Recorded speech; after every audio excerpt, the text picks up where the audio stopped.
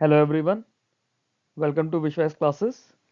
ये हमारे सेशन 18 का सेकंड पार्ट है। टॉपिक हमारा चल रहा है basics of accounting and financial statements. Okay, यहाँ पे हम लोग फाइनेंशियल स्टेटमेंट एनालिसिस की बात करेंगे। पिछले वीडियो में हम लोगों ने तीन तरह के फाइनेंशियल स्टेटमेंट्स पढ़े थे कि फाइनेंशियल स्टेटमेंट्स में तीन स्टेटमेंट्स होती है हमारी, क्या क्या? Balance sheet, profit loss account और कैश फ्लो स्टेटमेंट। ठीक है, ये हम लोगों ने पढ़ लिया था। बट जब फाइनेंशियल स्टेटमेंट की एनालिसिस करते हैं तो उस एनालिसिस का क्या मतलब होता है? इसका मतलब होता है कि हम उस बिजनेस की या कंपनी की फाइनेंशियल स्ट्रेंथ को समझने की कोशिश कर रहे हैं, उसकी वीकनेस क्या है वो समझ रहे हैं, उसकी प्रॉफिटेबिलिटी की कंडीशंस क्या है, लिक्विडिटी कैसी है, ऑपरेशनल एफिशिएंसी कैसी है, एंड मोर देन दैट हम उसकी फाइनेंशियल स्टेबिलिटी को, ठीक है, उसकी फाइनेंशियल स्टेबिलिटी को देख रहे हैं। क्यों देख रहे हैं? क्योंकि जो इन्वेस्टर्स हैं, क्रेडिटर्स हैं, जो वहाँ पैसा लगा रहे हैं, वहाँ को पैसा उधार दे रहे हैं, या फिर जो इटसेल्फ वहाँ का मैनेजमेंट है, जो अलग अलग एनालिस्ट हैं, या जो रेगुलेटर्स हैं जैसे आरबीआई हो गया, सेबी हो गया, ये अपने इन्फॉर्म डिसीजन मेकिंग कर पाए। फॉर एग्जाम्पल, अगर कोई कंपनी हर साल इंक्रीजिंग प्रॉफिट दिखा रही है बट उसका कैश बैलेंस डिक्लाइन कर रहा है, तो एनालिसिस से क्या पता चलेगा कि प्रॉफिट जो है ना, वो इन्वेंट्री या रिसीवेबल्स में है, जिसकी वजह से लिक्विडिटी इश्यूज आ सकते हैं। क्यों? क्योंकि प्रॉफिट तो आ रहा है बट उसका कैश बैलेंस हर साल कम होता जा रहा है। ऑब्जेक्टिव्स क्या होता है फाइनेंशियल स्टेटमेंट एनालिसिस का? बिजनेस का ओवरऑल परफॉर्मेंस को इवेल्युएट करना, प्रॉफिटेबिलिटी और ऑपरेशनल एफिशिएंसी को मेजर करना, लिक्विडिटी पोजीशन को देखना, शॉर्ट टर्म ऑब्लिगेशंस की पोजीशन क्या है, वो मीटअप कर पाएगा नहीं कर पाएगा, उसकी एबिलिटी को देखना, सॉल्वेंसी को इवेल्युएट करना, लॉन्ग टर्म फाइनेंशियल स्टेबिलिटी देखना, strength, weakness, risk, growth opportunities देखना। ये बैंकों के लिए भी एज इट इज रहता है, कंपनीज के लिए भी है, बिजनेसेस के लिए भी है, इन्वेस्टर्स के लिए, लैंडर्स के लिए, मैनेजमेंट के लिए डिसीजन मेकिंग में हेल्प करना, उन्हें असिस्ट कर पाना, क्योंकि वो लोग भी उसकी बैलेंस शीट देख के, उसकी फाइनेंशियल एनालिसिस करके ही देख पाएंगे ना कि क्या है, whether they should invest in the company और नॉट, और with competitors and different period में उसकी परफॉर्मेंस को कंपेयर करना। ठीक है, ये सारा इसका होता है। आगे चलते हैं। टूल्स की अगर हम लोग बात करें कि फाइनेंशियल स्टेटमेंट एनालिसिस के लिए टूल्स क्या क्या होते हैं, ठीक है, काफ़ी सारे टूल्स होते हैं। जैसे सबसे पहले हमारा comparative financial statements. Comparative financial statements क्या करता है? दो या दो से ज़्यादा अकाउंटिंग पीरियड को साइड बाय साइड कंपेयर करके बताता है। Across the year performance of financial position को कंपैरिजन इसमें किया जाता है। इसमें क्या होता है, जो करंट ईयर होता है ना, it is place next to the figure of the previous year. तो पहले आपकी प्रीवियस ईयर की फिगर आ जाएगी, फिर आपकी करंट की फिगर आ जाएगी, उसके बाद उसमें एब्सोल्यूट चेंज और परसेंटेज चेंज को कैलकुलेट किया जाता है। एब्सोल्यूट चेंज क्या होगा? आपका current year minus previous year. ठीक है, परसेंटेज चेंज क्या होता है? Absolute change divide by previous year into 100। जैसे बेसिक आप परसेंटेज करते हो, फाइनल माइनस इनिशियल आपका एब्सोल्यूट चेंज आ गया, final minus initial upon initial into 100 आपका परसेंटेज चेंज आ गया। ठीक है, जैसे ये देखिए कि 2024 की वैल्यू है, ये 2025 की वैल्यू, किसी भी कंपनी के लिए सेल्स कितनी है, एक्सपेंसेस कितना है, नेट प्रॉफिट कितना है, इस ना, ये आपको 24 की वैल्यू है, 25 की वैल्यू है, साइड में लगा दिया आपने। ठीक है, फिर आपने ये एब्सोल्यूट वैल्यू लिख दी, एब्सोल्यूट वैल्यू कितनी आई है, देन उसके करस्पॉन्डिंगली आपने चेंज बता दिया। ये आपका हो गया। इससे होगा क्या? इससे आप ये देखोगे कि कितना चेंज आ रहा है, चेंज आपका पॉजिटिव है, नेगेटिव है, तो आपको पता चलेगा कि ग्रोथ है या फिर डिक्लाइन हो रहा है। आप परफॉर्मेंस को इवेल्युएट कर पाओगे ओवर द टाइम, और डिसीजन मेकिंग में हेल्प करेगा। एडवांटेजेस क्या है? सिंपल है, इजी टू अंडरस्टैंड है, डायरेक्शन ऑफ चेंज क्लियरली दिखाता है, शॉर्ट टर्म एनालिसिस के लिए अच्छा है। बट लिमिटेशंस क्या है? इंटरनल स्ट्रक्चर इसमें कुछ शो नहीं हुआ, सेल्स के अंदर क्या क्या है या एक्सपेंसेस के अंदर क्या क्या है। ठीक है, अब ये जो है, ये आपकी मंथ बाय मंथ इसके अंदर कुछ पता नहीं चला हमें। अफेक्टेड बाय इन्फ्लेशन और अकाउंटिंग चेंजेस, और ये सिर्फ लिमिटेड पीरियड को ही कंपेयर करता है। ठीक, अगला देख। नेक्स्ट आता है कॉमन साइज फाइनेंशियल स्टेटमेंट्स। इसके अंदर क्या होता है, एक कॉमन बेस फिगर होती है, और हर स्टेटमेंट में ना हर आइटम को हम उसके परसेंटेज में दिखाते हैं। जैसे फाइनेंशियल इंक्लूजन इंडेक्स आप लोगों ने पढ़ा था, है ना, हम लोगों ने पढ़ा था ना आरबीआई का फाइनेंशियल इंक्लूजन इंडेक्स, उसके अंदर वो एक तरह का कॉमन साइज फाइनेंशियल स्टेटमेंट का एक बेस फिगर उसमें होती है। इसको हम एग्जांपल की तरह ही उसको बता रहा हूँ, वो एक्चुअली में यहाँ पे आप उसको फिट नहीं कर सकते, बट एक एग्जांपल की तरह। इसमें क्या होता है, जो एब्सोल्यूट नंबर होते हैं वो रिलेटिव फिगर्स हो जाते हैं। जैसे इनकम स्टेटमेंट में नेट सेल्स 100% है, बैलेंस शीट में जो टोटल एसेट्स है, टोटल लाइबिलिटीज है, वो 100% है। अब अगर हमें कॉमन साइज परसेंटेज निकालनी है, हम इंडिविजुअल आइटम को उसके बेस फिगर से डिवाइड करके 100 से मल्टीप्लाई कर देंगे। ठीक है, जैसे हमने एज्यूम कर लिया एक एग्जांपल में सेल्स हो गई हमारी 10 lakh, cost of good sold हो गई हमारी 6 लाख, ऑपरेटिंग एक्सपेंसेस हो गए 2 लाख और नेट प्रॉफिट भी हो गया 2 लाख। ठीक है, ये हम लोगों ने कुछ फिगर्स है जो हम लोगों ने एज्यूम कर लिया। ठीक है, हम लोगों ने इसको डाला, सेल्स हो गई हमारी, COGS, gross profit, expenses, net profit. अब इसके रेस्पेक्ट में ये फिगर हमने अपने आप में 100% मान ली, इसके रेस्पेक्ट में ये 60% है, ये 40 है, ये 20 है, ये 20 है। ठीक है, इसका पर्पस क्या होता है? पर्पस होता है to analyse cost structure and profit margin, different companies का, है ना, डिफरेंट साइजेस की कंपनीज को कंपेयर करना आपस में, फाइनेंशियल कंपोजिशन को देखना। एडवांटेजेस क्या है? साइज डिफरेंस हट गया, है ना, इंटर फ्रॉम कंपैरिजन इजी हो गया, इंटरनल स्ट्रक्चर को क्लियरली इसने बता दिया।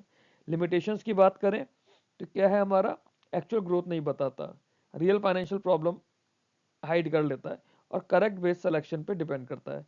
फॉर एग्जांपल, एक इसका आपको बहुत अच्छा एग्जांपल देता हूँ, बजट। ठीक है, बजट में क्या होता है, हम लोग जो भी कुछ खर्चा करते हैं ना, उसे परसेंटेज ऑफ जीडीपी में हम लोग बताते हैं कि आपने एजुकेशन पे कितना एक्सपेंडिचर किया है, 2% ऑफ जीडीपी, डिफेंस पे कितना करा है, 3.5% ऑफ जीडीपी, एविएशन में कितना करा है, 2% ऑफ जीडीपी, इस तरह से बताते हैं ना। तो वो जीडीपी हमारी बेस फिगर हो गई, उस जीडीपी के रेस्पेक्ट में हम सारी चीजें बताते हैं कि उसका कितना परसेंट हम लोग कहीं पे खर्च कर रहे हैं। ठीक है, आगे चलते हैं। फिर नेक्स्ट होता है इसके अंदर ट्रेंड एनालिसिस। ट्रेंड एनालिसिस के अंदर क्या करता है, हम लोगों ने कोई एक बेस ईयर सेलेक्ट कर लिया, जैसे सीपीआई में हम लोग करते हैं ना, कॉस्ट प्राइस इंडेक्स होता है इन्फ्लेशन में, डब्ल्यूपीआई होता है होलसेल प्राइस इंडेक्स। इसके अंदर क्या होता है, एक हमारा बेस ईयर हमने सेलेक्ट कर लिया, उस बेस ईयर के रेस्पेक्ट में बाकी हमेशा की वैल्यूज निकाली जाती हैं। सीपीआई का एग्जांपल आप याद कर लीजिएगा, क्योंकि इसका बेस ईयर 2024 होने वाला है, मैं करंट अफेयर्स में ऑलरेडी पढ़ाया भी है, जब आप लोगों को इन्फ्लेशन पढ़ाऊंगा तो वहां पर भी ये चीज आएगी। ठीक है, तो ट्रेंड एनालिसिस के अंदर क्या होता है, फाइनेंशियल डेटा को स्टडी करते हैं ओवर द सेवरल ईयर्स, और उसके हिसाब से पैटर्न या फिर उसमें डायरेक्शन ऑफ चेंज पता चलता है। कोई एक बेस ईयर सेलेक्ट करते हैं, उसकी वैल्यू को हमने 100 मान लिया। Now the figures of subsequent years are express as a percentage of this base year. ठीक है, ट्रेंड परसेंटेज क्या हुआ, करंट ईयर की figure divide by base year की फिगर इनटू 100। ठीक है, ये हमारा ट्रेंड एनालिसिस के अंदर होता है। जैसे बेस ईयर को हमने मान लिया 2022, 2022 की ये सेल्स है हमारी, और ये हमारा ट्रेंड हमने 100% मान लिया। अब इसके रेस्पेक्ट में बाकी ईयर्स की अगर सेल देखेंगे तो हमें पता चलेगा ये 120% हो गया, 150 हो गया, 180 हो गया। इसमें क्या होता है, लॉन्ग टर्म ग्रोथ पैटर्न्स को हम लोग देख पाते हैं, फ्यूचर परफॉर्मेंस को फोरकास्ट किया जाता है, पॉजिटिव और नेगेटिव ट्रेंड्स दिखते हैं। एडवांटेजेस क्या होती है कि लॉन्ग टर्म डायरेक्शन दिखाएगा, प्लानिंग और फोरकास्टिंग में हेल्प करता है, और परफॉर्मेंस इवेल्यूएशन में हेल्प करता है। बट लिमिटेशन क्या होती है कि बेस ईयर आपने कौन सा लिया है, उस पे आपके उस पे आपके रिजल्ट्स भी डिपेंड करते हैं। जैसे 2012 का बेस ईयर अगर आप आज देखोगे अपने सीपीआई में, तो वो 14 साल बाद ज्यादा पुराना हो गया है, तो इसलिए उसे चेंज किया जा रहा है। एक्सटर्नल फैक्टर्स जैसे हैं इन्फ्लेशन, पॉलिसी चेंज या चेंजेस, ये इस तरह के ट्रेंड को डिस्टॉर्ट कर सकते हैं। और सबसे बड़ा इशू क्या है कि चेंज क्यों हो रहा है, उसका रीजन हमें पता नहीं चल पाता। ओके, इंपॉर्टेंस क्या होती है फाइनेंशियल स्टेटमेंट एनालिसिस की? It helps in management in planning, budgeting and performance evaluation, assist investors in evaluating risk, return and risk. ठीक है, क्रेडिटर्स को रीपेमेंट कैपेसिटी असेस करने में हेल्प करता है, कंपैरिजन करता है विद कॉम्पिटिटर्स, उसमें हेल्प करता है, स्ट्रेटेजिक और ऑपरेशनल डिसीजन में हेल्प करता है, और फाइनेंशियल डिस्ट्रेस के अर्ली साइन डिटेक्ट करने में हेल्प करता है। ये इंपॉर्टेंस है। लिमिटेशन क्या है कि it is based on historical data, और फ्यूचर परफॉर्मेंस कई बार सही से प्रिडिक्ट नहीं कर सकता। अकाउंटिंग पॉलिसीज के डिफरेंस के हिसाब से अफेक्ट भी हो सकता है, जैसे हमारे पास एक इंड एएस करके अकाउंटिंग स्टैंडर्ड्स है हमारे इंडिया के, और इसके अलावा जो हमारा ग्लोबल चल रहा था यूएस बेस्ड, तो उसमें भी कुछ कुछ फर्क है। इन्फ्लेशन जो होती है फाइनेंशियल फिगर को डिस्टॉर्ट कर सकती है। क्वालिटेटिव फैक्टर को ये कंसिडर नहीं करता, जैसे मैनेजमेंट की क्वालिटी कैसी है। हमने कॉर्पोरेट गवर्नेंस के अंदर पढ़ा है ना कि मैनेजमेंट के भी कुछ रूल्स होते हैं, या उनके लिए भी कुछ सेट ऑफ रूल्स होते हैं, उनकी कुछ रिस्पॉन्सिबिलिटीज है। तो उस तरह के फैक्टर्स हमारे फाइनेंशियल स्टेटमेंट के अंदर नहीं आ पाते हैं, और विंडो ड्रेसिंग या क्रिएटिव अकाउंटिंग की हेल्प से लोग इसे मैनिपुलेट भी कर लेते हैं। आगे चलते हैं। Ratio analysis. रेशियो एनालिसिस क्या होता है, ये क्वांटिटेटिव टूल होता है ना। इसकी हेल्प से हम लोग financial performance, efficiency, liquidity, solvency या प्रॉफिटेबिलिटी ऑफ द बिजनेस हम लोग देखते हैं।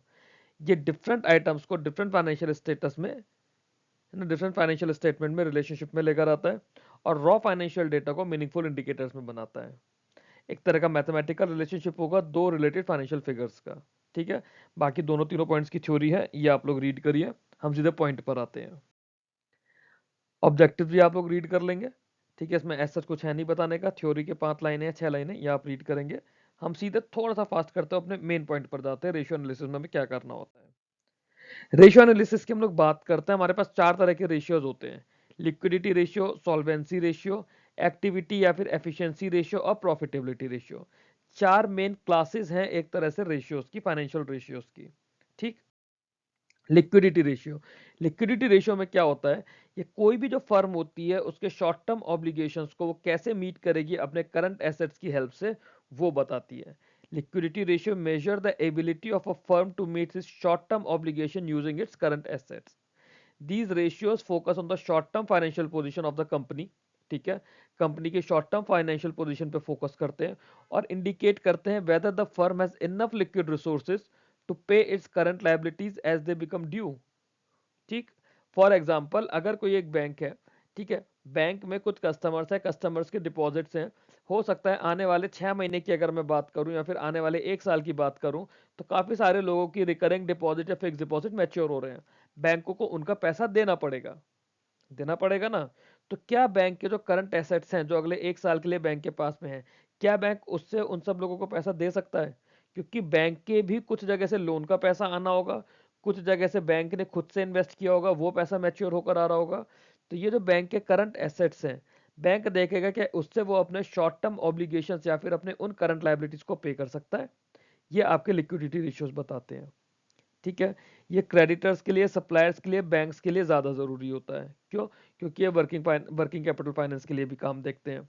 Liquidity ratio help in assessing the adequacy of working capital and efficiency of cash management. दो चीज़ों में हेल्प कर रहा है, पहला एडिक्वेसी ऑफ वर्किंग कैपिटल में, दूसरा एफिशिएंसी ऑफ कैश मैनेजमेंट के अंदर। जिस फर्म की लिक्विडिटी स्ट्रांग है तो वो अपने बिल्स टाइम पर देगी, उसके ऑपरेशंस अच्छे से चलते रहेंगे और फाइनेंशियल स्ट्रेस नहीं आएगा।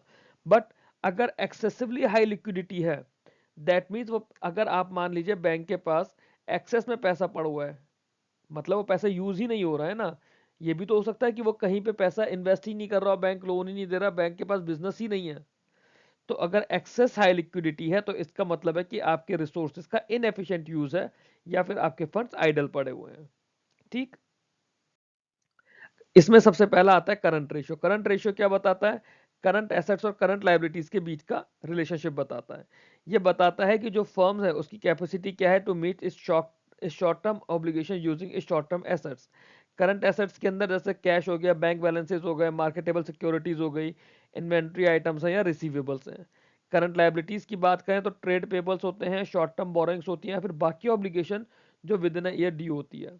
करंट रेशियो अगर ज़्यादा होता है तो बेटर लिक्विडिटी पोजीशन बताता है, ठीक है। ट्रेडिशनली करंट रेशियो अगर 2:1 है तो ये सेटिस्फैक्ट्री है, दो द आइडियल रेशियो में वेरी अक्रॉस इंडस्ट्रीज, ठीक है। एक्चुअल में कितना होना चाहिए?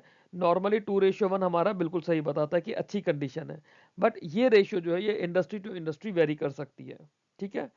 अब अगर करंट रेशियो हमारा 2.0 है, जो मतलब 2:1 जो हमने बताया है ना, इसका मतलब था कि company has twice as many current assets as current liabilities, ठीक है, जो कि जनरली एक कंसिडर्ड की जाती है कंफर्टेबल लिक्विडिटी पोजीशन। यही करंट रेशियो अगर 1.2 हो गया, ठीक है, 1.2 का क्या मतलब? 6:5 हो गया।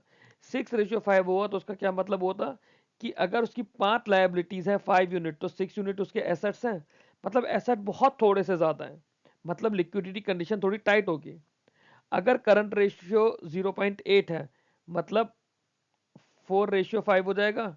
0.8 होने का क्या मतलब है कि जो करंट लायबिलिटीज हैं, ये लायबिलिटीज थी हमारी, ये एसेट्स थे, लायबिलिटीज हमारी एसेट से ज्यादा है। तो मतलब आपको अगर ज्यादा पैसा देना है बट आप पे पैसा ही नहीं है, तो आपको क्या करना पड़ेगा? आपको पैसा कहीं से उधार लेना होगा, और अगर वो उधार नहीं मिलता तो it may create difficulty in meeting short term obligations. और अगर करंट रेशियो बहुत ज्यादा है, से 4.5, 4.5 का क्या मतलब हुआ? 9:2 हो गया। अगर इतना ज्यादा करंट रेशियो है, दैट मीन्स आपके एसेट्स खाली पड़े हैं, इनएफिशिएंट यूज ऑफ फंड्स है, एक्सेसिव इन्वेंट्री है या फिर आइडल कैश है जिससे आप कहीं पे प्रोडक्टिवली इन्वेस्ट कर सकते हो, ठीक है। आगे चलते हैं। फिर एक आता है इसमें क्विक रेशियो, इसको हम लोग एसिड टेस्ट रेशियो भी बोलते हैं। क्विक रेशियो को एसिड टेस्ट रेशियो भी कहा जाता है। जो क्विक रेशियो होता है ये ज्यादा स्ट्रिंजेंट मेजर ऑफ लिक्विडिटी होता है। फर्म की एबिलिटी बताता है to meet short term obligation without relying on inventory. इसमें इन्वेंट्री पे रिलायंस नहीं किया जाता है। क्यों? क्योंकि इन्वेंट्री को तो कैश में कन्वर्ट होने में टाइम लगेगा ना, और हो सकता है वो अपनी वैल्यू भी खो दे। तो it is excluded from the current assets in this ratio. Normally अभी पीछे हमने जब पढ़ा था करंट रेशियो, वहां पे हमारी इन्वेंट्री पार्ट था, बट क्विक रेशियो में इन्वेंट्री पार्ट नहीं होता है। ठीक है, क्विक रेशियो फोकस होता है हाईली लिक्विड एसेट्स पे, जैसे कैश, मार्केटेबल सिक्योरिटीज और रिसीवेबल्स। क्विक रेशियो अगर 1:1 का है तो ये एक सेटिस्फैक्ट्री पोजीशन है। ठीक है, मतलब फर्म के पास इनफ लिक्विड कैश है। क्विक रेशियो 1.1 मतलब हल्का सा ज्यादा हो गया है ना, 1.1 का मतलब 11:10 हो गया ना। तो 1.1 अगर ये बताता है, दैट मीन्स फर्म के पास सफिशिएंट लिक्विड एसेट्स है अपने करंट लायबिलिटीज को कंफर्टेबली पे करने के लिए।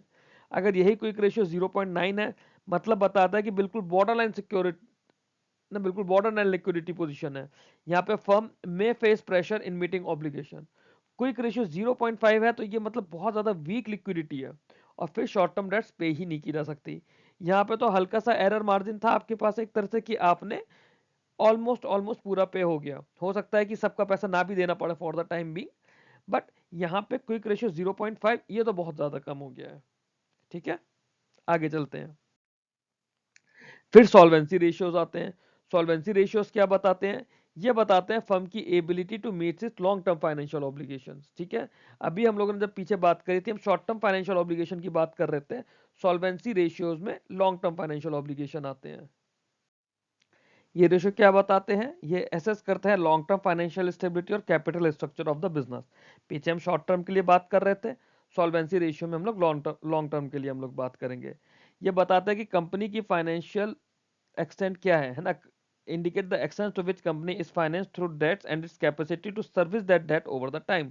कंपनी ने कितना उधारी में है और ओवर द टाइम कितनी उधारी वो कितना इजीली पे कर सकता है। Solvency ratios long term lenders के लिए जरूरी होते हैं, बॉन्ड होल्डर्स के लिए जरूरी होते हैं। बेसिक चीजें हैं ये, 2-3 स्टेटमेंट्स आप लोग प्लीज पढ़ लीजिएगा, इसमें कुछ ऐसा एक्सप्लेन करने का नहीं है। इसमें सबसे पहला आता है debt to equity ratio. Debt to equity ratio ये क्या होता है? ये बताता है proportion of debt and stake holders fund use to finance companies assets. ठीक है, कंपनी के एसेट्स के लिए कितना आपने डेट लिया है या शेयर होल्डर्स का फंड यूज किया है। ठीक है, इससे पता चलता है कि कंपनी बोरोड फंड्स पे कितना रिलाई कर रही है as compare to owners capital. जितना ज्यादा रेशियो होगा मतलब कंपनी ने उतना ज्यादा लेवरेज लिया हुआ है, लेवरेज एज इन कि कंपनी उतने ज्यादा उधारी के अंदर चल रही है। और इसमें क्या होता है, बहुत ज्यादा होता है तो फाइनेंशियल रिस्क होता है। क्यों? क्योंकि it must meet its fixed interest obligations. आपने अगर लोन बहुत ज्यादा लिया हुआ है तो आपको वो वापस भी तो करना है ना।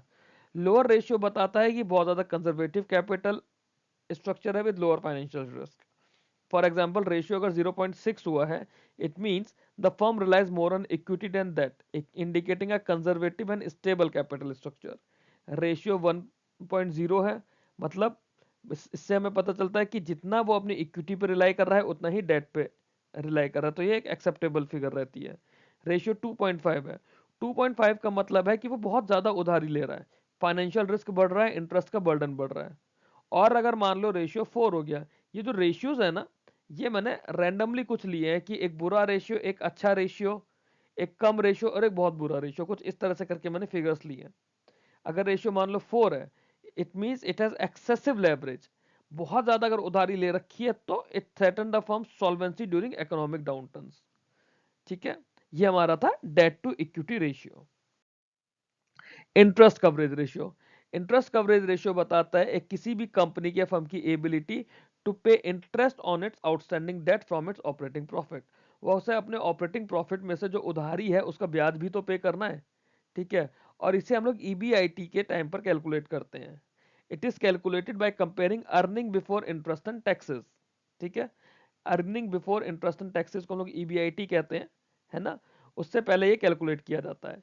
जितना ज्यादा रेशियो होगा, higher ratio indicate that the firm generate sufficient operating profit to cover its interest payouts, है ना। तो रेशियो ज्यादा होना चाहिए, ज्यादा रेशियो है तो मतलब उतना ज्यादा ऑपरेटिंग प्रॉफिट है। Low interest coverage ratio suggest potentially difficulty in servicing debts and indicates higher financial risk.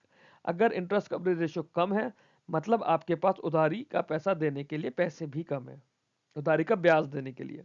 जैसे रेशियो 6 आ रहा है, 3 आ रहा है, 1.5 आ रहा है, 0.9 आ रहा है, ये चार कंडीशन लिया हमने। 6 आ रहा है तो मतलब जो फर्म है वो अपने एक्सपेंसेस से 6 गुना कमा रही है। रेशियो 3 है मतलब फर्म अपने एक्सपेंसेस से 3 गुना कमा रही है। 1.5 है तो मतलब ऑलमोस्ट ऑलमोस्ट उतना ही कमा रही है। तो यहाँ पे आपके पास बहुत लिमिटेड कुशन है ना, कुशन एज इन कि आपके पास बफर बहुत कम है। और अगर 0.9 है दैट मीन जो आपके ऑपरेटिंग प्रॉफिट थे वो आपके खर्चों को ही पूरा नहीं कर पा रहे, सिर्फ इंटरेस्ट के ही खर्चों को पूरा नहीं कर पा रहे। तो ये तो बहुत बड़ा एक वार्निंग साइन है। अगर आप इंटरेस्ट के खर्चों को नहीं दे पाओगे तो आप बाकी सारे खर्चे कहां से करोगे। ठीक है, आगे चलते हैं। फिर आते हैं एक्टिविटी या फिर एफिशिएंसी रेशियोज। एक्टिविटी या एफिशिएंसी रेशियोज क्या करते हैं, ये बताते हैं कि फर्म अपने एसेट्स को कितने अच्छे से यूटिलाइज कर रही है। ठीक है, एसेट्स को और रिसोर्सेज को अपने ऑपरेशन में कितने अच्छे से यूटिलाइज कर रही है। ये चीज एक्टिविटी या फिर एफिशिएंसी रेशियो से पता चलता है। ये जो रेशियोज होते हैं ये रिफ्लेक्ट करते हैं efficiency of management in using available resources to generate sales and profit.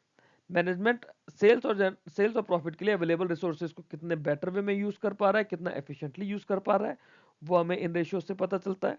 तो मतलब ये एक तरह से ऑपरेशनल एफिशिएंसी को बताते हैं। ठीक है, इसमें सबसे पहला है inventory turnover ratio. Inventory turnover ratio क्या करता है, इंडिकेट करता है कि how many times the firm inventory is sold and replace during a particular period. Inventory turnover ratio बताता है कि ड्यूरिंग अ पर्टिकुलर पीरियड किसी भी फर्म की इन्वेंट्री कितनी बार बेची गई है और उसे रिप्लेस किया गया है। It measures the efficiency of inventory management. जितना ज्यादा इन्वेंट्री टर्नओवर रेशियो होगा, ठीक है, तो उससे हमें क्या पता चलेगा कि कंपनी अपनी इन्वेंट्री को क्विकली बेच सकती है। जब क्विकली कंपनी को जब भी जरूरत होगी तो क्या होगा, स्टोरेज कॉस्ट उसकी कम हो जाएगी, वो ऑब्सोलीट होने से बच जाएगी। और अगर रेशियो लो है इसका मतलब है कि कंपनी के पास बहुत एक्सेस में या तो इन्वेंट्री है या फिर वो सामान ऐसा है कि जो बिक ही नहीं पा रहा है। फॉर एग्जाम्पल अगर रेशियो है 8, ठीक है, तो ठीक है तो उसकी जो इन्वेंट्री बहुत जल्दी जल्दी बिक रही है। और वही अगर रेशियो 2 होता है तो दैट मीन्स वो कंपैरेटिवली काफी ज्यादा स्लो मूविंग स्टॉक्स हैं, उसकी सेल परफॉर्मेंस अच्छी नहीं है। ठीक है, फिर आता है डेट टर्नओवर रेशियो जिसे हम लोग रिसीवेबल्स टर्नओवर भी बोलते हैं। डेट टर्नओवर रेशियो को रिसीवेबल्स टर्नओवर भी बोला जाता है। ये मेजर करता है कि how quickly firms collect cash from its credit customers. ठीक है, it reflects effectiveness of the companies credit policy and collection efforts. ये आपको एज इट इज पढ़ना पड़ेगा जैसे मैंने लिखा हुआ है। अगेन जो अकाउंटिंग या कॉमर्स वाले बच्चे हैं, फाइनेंस वाले बच्चे हैं, बैकग्राउंड जिनका ऐसा रहा है, उनसे रिक्वेस्ट है कि वो इन चीज़ों को अगर और थोड़ा सा सिंपल वे में कमेंट बॉक्स में बता पाए। जो भी उन्हें ऐसा रियलाइज हो रहा है कि मैं अच्छे से नहीं बता पा रहा तो प्लीज़ बताइएगा, क्योंकि इट्सेल्फ जो कोर अकाउंटिंग है मेरा थोड़ा सा वीक है। हायर डेटा टर्न ठीक है, हायर डेटा टर्नओवर रेशियो जो होता है वो बताता है कि रिसीवर्स जो है कितनी जल्दी कलेक्ट हो रहे हैं, which improves liquidity and reduce the risk of bad debts. जैसे लोन से कितना जल्दी जल्दी पैसा आ रहा है जो आपने लोन कस्टमर्स को दिया, अगर किसी बैंक की बात करते हैं तो। ठीक, अब लोअर रेशियो है ये क्या बताता है, ये बताता है कि लोअर रेशियो में इंडिकेट इनएफिशिएंट कलेक्शन और overly liberal credit policies. Lower ratio में इनएफिशिएंट कलेक्शन या फिर ओवरली लिबरल क्रेडिट पॉलिसीज के बारे में बताता है।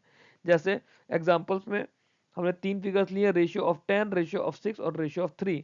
अगर रेशियो ऑफ 10 है तो बताता है कि फास्ट कलेक्शन हुआ है, रिसीवेबल्स का लिक्विडिटी बहुत स्ट्रांग है। रेशियो 6 है तो एक तरह से एवरेज बताता है। और रेशियो ऑफ 3 है तो बताता है कि करेक्शन तो हो रहा है बट थोड़ा स्लो है, increase risk of bad debts and possible liquidity problems. ठीक है, आगे चलते हैं। फिर क्रेडिटर टर्नओवर रेशियो होता है जो कि हमारा पेबल्स टर्नओवर होता है। तो क्रेडिटर टर्नओवर रेशियो बताता है कि कोई भी फर्म अपने सप्लायर्स को, है ना, जो भी क्रेडिट परचेजेस है उसको कितनी जल्दी पे कर सकती है। It indicate the firms payment practices and credit worthiness. Firm की पेमेंट प्रैक्टिसेस और क्रेडिट वर्दीनेस बताती है। जितना ज्यादा क्रेडिट टर्नओवर रेशियो होगा दैट मीन्स कंपनी अपने सप्लायर्स को उतना ही क्विकली पे कर रही है, तो उससे उसकी रेपुटेशन अच्छी हो जाएगी और ट्रेड क्रेडिट के बेनिफिट्स भी मिलेंगे। लोअर रेशियो बताता है कि कंपनी को पे करने में ज्यादा समय लग रहा है। तो अब वो किसके लिए हो सकता है, वो या तो reflect efficient use of credit और पोटेंशियल लिक्विडिटी इश्यूज। जैसे रेशियो अगर 8 है तो मतलब वो अच्छे से जल्दी जल्दी अपने क्रेडिटर्स को पे कर रहा है। रेशियो 5 है तो एक तरह से नॉर्मल पेमेंट प्रैक्टिस हो गई। और अगर रेशियो 2 रह गया दैट मीन्स उसके काइंड ऑफ डिलेड पेमेंट्स हैं या फिर पेमेंट डिले हो सकते हैं। ठीक है, अब इसके अंदर एक कॉन्सेप्ट आता है डेटर डेज का और क्रेडिटर डेज का। ये हमारे सिलेबस में एज इट इज लिखा हुआ है, debtor days and creditor days. तो ये क्या होता है, ये इंपॉर्टेंट एक्टिविटी रेशियोज ही होते हैं जो कि बेसिकली फर्म ने कितना टाइम लगाया है, the time taken by firm, है ना, अपने कस्टमर से पैसा लेकर अपने सप्लायर्स को देने के लिए कितना टाइम लगाया है, वो हमारा डेटर डेज और क्रेडिटर डेज के थ्रू बताया जाता है। These ratios help in assessing the firms working capital management and cash flow efficiency. Firm की वर्किंग कैपिटल मैनेजमेंट और कैश फ्लो एफिशिएंसी के लिए ये रेशियोज आते हैं। ठीक है। डेटर डेज होते हैं हमारे रिसीवेबल्स कलेक्शन पीरियड को बताता है। Debtor days receivables collection period को बताता है। ठीक है। It measures the average number of days a firm takes to collect payments from his credit customers. Debtor days क्या होता है, फर्म ने जितने भी लोगों को पैसा उधार दे रखा है वहां से पैसा आने में कितने दिन लग रहे हैं, वो हमारा डेटर डेज है। ठीक है। This ratio reflect the effectiveness of firms credit policy and collection efforts. क्या क्या, फर्म की क्रेडिट पॉलिसी कितनी इफेक्टिव है और जो कलेक्शन के एफर्ट्स है वो कितने इफेक्टिव है, ये हमें डेटर डेज के थ्रू पता चलता है। It indicates how quickly company converts its credit into cash. Lower debtor days figure generally indicates faster collection and better liquidity. ठीक है। लोअर फिगर बताती है कि कलेक्शन फास्ट है और लिक्विडिटी बेटर है। हायर फिगर क्या बताती है, हायर फिगर बताएगी कि स्लो कलेक्शन है, higher risk of bad debts and pressure रहेगा वर्किंग कैपिटल का। ठीक है। ये था डेटर डेज। डेटर डेज का फॉर्मूला देखें तो average trade receivables upon net credit sales into 365, ये डेटर डेज होता है। Debtor days of 30 days indicate that firm collect payments within a month, जो कि एक अच्छा क्रेडिट कंट्रोल है। डेटर डेज ऑफ 60 डेज बताता है कि 2 महीने लग रहे हैं, तो वो थोड़ा सा मॉडरेट है। और अगर डेटर डेज 90 डेज है, दैट मीन्स की कलेक्शन काफी स्लो है, पोटेंशियल लिक्विडिटी स्ट्रेन भी हो सकता है और पॉसिबल इनएफिशिएंसी है क्रेडिट मैनेजमेंट में। ये था हमारा डेटर डेज का कॉन्सेप्ट। ठीक है। नेक्स्ट आता है हमारा क्रेडिटर डेज, जो कि हमारे होता है पेबल्स पेमेंट पीरियड। ठीक है। क्रेडिटर डे बताता है कि फर्म को अपने सप्लायर्स को क्रेडिट परचेजेस के लिए पैसा देने में कितना टाइम लग रहा है। ये रेशियो बताएगा कि फर्म की पेमेंट पॉलिसी कैसी है और उसकी एबिलिटी ट्रेड ट्रेड क्रेडिट के लिए कैसा है। मतलब जो उधारी पे सामान आ जाता है ना, वो यूजुअली आपने कभी सुना होगा, कुछ दुकान वाले या ऐसे बिजनेस वाले बोलते हैं कि माल आ गया बट पैसा अभी देना है, अभी पैसा दिया नहीं है। तो वो क्योंकि वो ट्रेड क्रेडिट पे पैसा उठा रहे हैं। It indicates how long the firm uses supplier credit before making payments. Higher creditor day जो होता है, ठीक है, वो क्या बताता है कि फर्म ज्यादा टाइम लगा रहा है सप्लायर को देने के लिए। तो मतलब फर्म के पास लिक्विडिटी तो रहेगी बट उसके जो सप्लायर के साथ रिलेशनशिप है वो बिगड़ सकते हैं। लोअर क्रेडिटर डे बताता है क्विकर पेमेंट्स विच में strengthen supplier relation but reduces benefit of trade credit. तो क्रेडिटर डेज होता है average trade payable upon net credit purchases into 365। Creditor days क्या हुआ, एवरेज ट्रेड जो पे करे हैं और नेट क्रेडिट परचेज रही हैं इनटू 365। ओके। क्रेडिटर डेज अगर 30 डेज का, तो ये क्या इंडिकेट करेगा कि फर्म अपने सप्लायर को 1 महीने में दे रहा है, मतलब काफी अच्छी पेमेंट प्रैक्टिस है, वही डेटर डेज की तरह है। अगर 60 डेज में दे रहा है तो एवरेज पेमेंट बिहेवियर है। अगर 90 दिन लग रहे हैं तो मतलब एक तरह से डिलेड पेमेंट्स है। ठीक है। रिलेशनशिप क्या है डेटर डेज और क्रेडिटर डेज के बीच में, अगर डेटर डेज हमारे लोअर है, अच्छा ये डेप्ट नहीं होता, ये डेट बोलते हैं इसको। ठीक है। अगर डेटर डेज हमारे लोअर है देन क्रेडिटर डेज, मतलब जो फर्म है वो अपने कस्टमर से कैश जल्दी कलेक्ट कर रही है, उसके बाद में सप्लायर को दे रही है, तो मतलब उसके पास लिक्विडिटी हमेशा अच्छे से रहेगी। अगर दोनों बराबर हैं तो इस केस में क्या हुआ कि द फर्म पे supplier before receiving cash from the customer, जिसकी वजह से वर्किंग कैपिटल का प्रेशर बढ़ सकता है। ठीक है। डेटर डेज अगर कम है या डेटर डेज ज्यादा है, डेटर डेज बताता है कि अपने उधार दिए हुए लोगों से कितनी जल्दी पैसा मिल रहा है, और क्रेडिटर डेज बताता है कि जो हमारा माल हमें पहुंचाया है जिन भी कंपनियों ने फर्म को, उनको कितनी जल्दी पैसा दिया जा रहा है। ठीक। एफिशिएंट वर्किंग कैपिटल जो होता है वो एक अच्छा बैलेंस और फेवरेबल रिलेशनशिप बना कर रखता है डेटर डेज और क्रेडिटर डेज के बीच में। फिर लास्ट आते हैं इसमें प्रॉफिटेबिलिटी रेशियोज। अब प्रॉफिटेबिलिटी रेशियोज क्या करते हैं, ये फर्म की एबिलिटी बताते हैं to generate profit from its operation and resources. ठीक है। उसकी अर्निंग कैपेसिटी कैसी है, उसकी ऑपरेशनल एफिशिएंसी कैसी है, ओवरऑल फाइनेंशियल परफॉर्मेंस कैसी है, ये सब हमें प्रॉफिटेबिलिटी रेशियो से पता चलता है। आप रीड कर लीजिएगा बाकी तीनों चारों पॉइंट्स इसके। इसमें एक आता है gross profit ratio. Gross profit ratio क्या बताता है, ये ग्रॉस प्रॉफिट और नेट सेल्स के बीच में रिलेशन बताएगा। ठीक है। ग्रॉस प्रॉफिट रेशियो क्या बताएगा, ग्रॉस प्रॉफिट और नेट सेल्स के बीच का रिलेशनशिप बताता है। It indicates margin available after covering the cost of goods sold. ठीक है। तो ग्रॉस प्रॉफिट रेशियो के थ्रू हमें पता चलता है margin available after converting the cost of goods sold. ठीक है। This ratio reflects efficiency of production, cost control and pricing policy. बहुत इंपॉर्टेंट पॉइंट है, एग्जाम में पूछा जाएगा कि कौन से रेशियो में आप efficiency of production, cost control या प्राइसिंग पॉलिसीज डिस्कस करते हो या देखते हो। तो ये होता है हमारा ग्रॉस प्रॉफिट रेशियो में। हाइयर ग्रॉस प्रॉफिट रेशियो क्या बताएगा, बेटर कॉस्ट मैनेजमेंट है, स्ट्रॉन्गर ऑपरेशन मार्जिन। जैसे 3 एग्जांपल लिए 40%, 25% और 10% का। 40% बता रहा है कि स्ट्रॉन्ग मार्जिन है और इसका इफेक्टिव कॉस्ट कंट्रोल है। 25% बता रहा है कि मॉडरेट प्रॉफिटेबिलिटी है, और 10% बता रहा है कि मार्जिन बहुत कम है जिसकी वजह से आगे प्रॉब्लम भी हो सकती है। ठीक है, फिर आता है नेट प्रॉफिट रेशियो। जो नेट प्रॉफिट रेशियो होता है ये इंडिकेट करता है percentage of net profit earn from the total sales. ठीक है, ये क्या बताएगा, ये overall productivity of the business बताएगा। ठीक है, इसमें सारे एक्सपेंसेस कंसीडर किए जाते हैं including interest payable and taxes. Higher net profit ratio बताता है better cost control, efficient operation और strong financial performance. And then ये मैंने इसके 3 एग्जांपल डाले हुए हैं, आप लोग प्लीज इसे रीड करिएगा। Return on assets, return on assets बहुत ज्यादा इंपॉर्टेंट रेशियोज में से एक है। ये क्या बताता है कि फर्म अपने टोटल एसेट्स को किस तरह से यूज कर पाती है to generate profit. It indicates productivity of the companies asset. जितना ज्यादा आरओए होगा, आरओए जितना ज्यादा होगा तो कंपनी या फर्म उतना ही ज्यादा प्रॉफिट जनरेट करेगी फ्रॉम इट्स एसेट्स। ठीक है, आरओए 12% है, 6% है, 2% है, इसके एग्जांपल लिए हमने देखा कि ज्यादा होना चाहिए। अगर 12% है that means efficient utilisation of assets है, 60% एवरेज परफॉर्मेंस है और 2% पे पुअर प्रोडक्टिविटी आ रही है। ठीक, आगे चलते हैं। Return on equity, return on equity क्या बताता है, जो शेयर होल्डर का इन्वेस्टमेंट है उस पर कितना रिटर्न जनरेट हुआ है, उस पर कितना प्रॉफिट कमाया है, उस पर कितना फायदा आया हुआ है, वो होता है return on equity.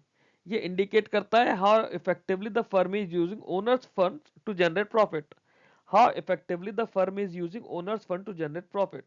Higher ROE क्या बताएगा, better returns to share holders. ठीक है, आपको जो शेयर मनी है, जो शेयर कैपिटल है, उस पर कितने अच्छे आप रिटर्न दे पा रहे हो। तो आरओई जितना ज्यादा होगा उतना अच्छा आपको रिटर्न मिलेगा एज अ शेयर होल्डर या फिर एज एन इन्वेस्टर। ठीक है, तो इन्वेस्टर्स के पर्सपेक्टिव से देखने के लिए, फाइनेंशियल परफॉर्मेंस देखने के लिए एक अच्छा पैरामीटर होता है ये। अगेन इसके 3 एग्जांपल है, 20%, 12% और 5%। हमने समझा कि ये ज्यादा होना चाहिए, तो अगर 20% वाली वैल्यू स्ट्रांग होगी, 12% वाली सेटिस्फैक्ट्री है और 5% वाली कंपेरेटिवली वीक है। Okay, so this was all in this video of accounting basics. अगर आपको इसमें कोई भी डाउट हो तो आप लोग मेरे से पूछ सकते हैं टेलीग्राम चैनल पर, टेलीग्राम ग्रुप के थ्रू। अगेन मैं ये बात बोलूंगा, जो भी अकाउंटिंग वाले बच्चे हैं, फाइनेंस बैकग्राउंड वाले बच्चे हैं, अगर आपको लगता है कि आपको इसमें किसी टॉपिक के बेसिक्स के बारे में कुछ लिखना हो, आप प्लीज कमेंट बॉक्स में लिख सकते हैं। Till then keep learning, keep growing. Thank you very much.